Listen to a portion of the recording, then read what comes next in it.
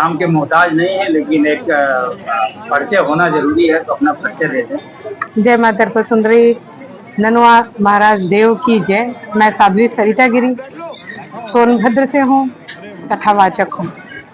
अभी फिलहाल एक विश्व की पहली जल कथा तालबेहट हजारिया महादेव मंदिर में झांसी जो कि स्थित है, वहां से मैं कह के मैं आ रही हूँ। और यहाँ सोनभद्र आने का एक प्राय मेरा ये है कि मैं यहाँ पे बहुत बड़ा दिव्य मंदिर माँ त्रिपुर सुंदरी का, जिसमें 64 योगिनी देवी विराजमान होंगी, अति शीघ्र वो बनने के लिए जा रहा है, इसलिए मेरा सोनभद्र में आगमन हुआ है। वो पूरे विश्व की मैं कह सकती हूँ एक ऐसी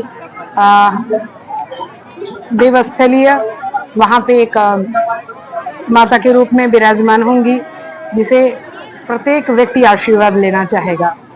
माँ राज राजेश्वरी त्रिपुर सुंदरी का कोई भी मोहताज नहीं है।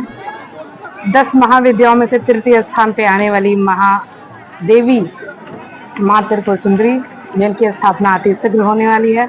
मेरा सभी देशवासियों से एक विनम्र निवेदन है कि वो सभी जैसे ही ये तैयार होगा, भूमि पूजन होगा, सभी लोग माँ के दर्शन जरूर करने आइएगा।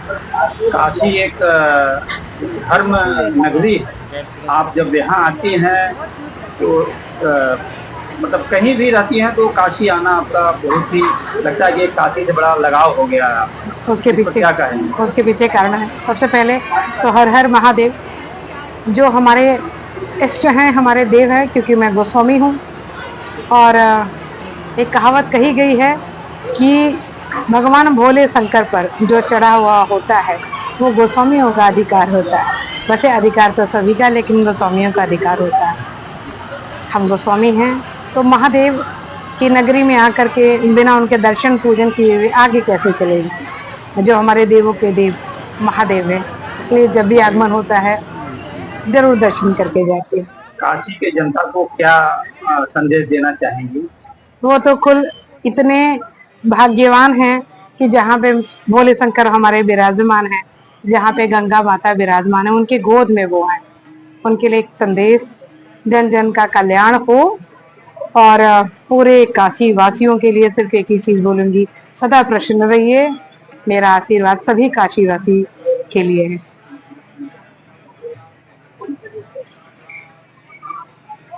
हाँ मैडम, एक आखिरी सवाल है कि आप पहले एडवोकेट थी, तो फिर आपके मन में ये क्या प्रश्न है कि हम साध्वी बने, ऐसा क्या आया आपके मन में? प्रारब्ध, पूर्व प्रारब्ध सब कुछ तय करके रखता है आपके लिए। मैं हाई कोर्ट की एडवोकेट थी, 17 साल तो मैंने प्रैक्टिस किया, जुडिशियल की मैंने पढ़ाई करी, प्री क्वालिफाई किया, मेंस में नहीं हो पाया। बहुत सारी परिस्थितियां ऐसी आती चली गई। मेरा मन बदलता चला गया, क्योंकि मैं पहले मठों में रहा करती थी और मठ में रहने की वजह से साधु संतों के प्रति मेरा लगाव बहुत था। इसको प्रारब्ध ही बोल सकते हैं। इतना सब कुछ तय करने के बाद मेरा मन सच में सांसारिक जीवन से उब गया और लगा कि आध्यात्म की तरफ मैं जाऊं। इसलिए मेरा आध्यात्म की तरफ झुकाव पहले से भी था। और वो समय आते ही, जैसे कि कहते हैं जब समय आता है तो सब कुछ तय पहले से रहता है, वही मेरे साथ हुआ। मैंने भी सब कुछ त्याग दिया, सनातन को, अपने धर्म को, अपने संस्कार को, जो मेरे हैं उसको मैंने लिया। और लेने के बाद मैं साध्वी बन गई। तो आज मैडम की जगह मैं साध्वी हूँ। साध्वी होने से आपको कैसा लगता है? बहुत अच्छा। सबसे पहले ये आपका खुद का अपना कर्म है, और मुझे लगता है कि ये जो कर्म है आपका, ये सबसे सर्वोत्तम है।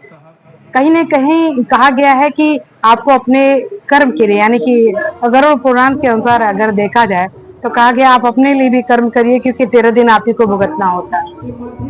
तो उस भुगतान के लिए आप अच्छे कर्म करिए। और मुझे लगता है कि मैं जब से मैं यहाँ पे आई हूँ तब से मुझे बहुत आत्मसंतुष्टि है कि मैं देशवासियों के लिए, अपने सब जन जन के लिए कर पा रही हूँ। और सबसे अच्छी बात तो ये है कि मेरे लिए अभी सभी समान हैं, सभी पुत्रवत हैं और पुत्रियां हैं। इसलिए मुझे बहुत अच्छा लगता है कि मैं इस वेश में आई हूँ और मैं बहुत सम्मान करती हूँ।